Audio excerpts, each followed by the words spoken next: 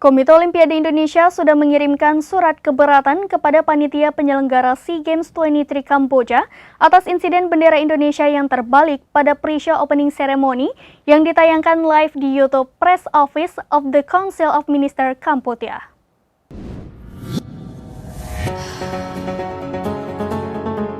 Setelah kejadian bendera merah putih terbalik, tuan rumah pun langsung meminta maaf atas kejadian tersebut.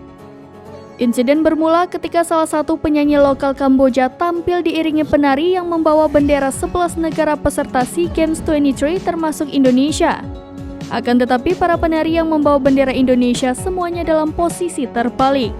Warna merah yang seharusnya berada di bagian atas dan putih bagian bawah justru berkibar dalam posisi sebaliknya. Pelaksana tugas Sekretaris Jenderal NOC Indonesia, Heri Warganegara menjelaskan tuan rumah telah menyampaikan permintaan maaf kepada Indonesia atas kejadian bendera Indonesia yang terbalik. Mereka juga bertindak cepat dan memastikan kejadian serupa tidak terulang di opening ceremony.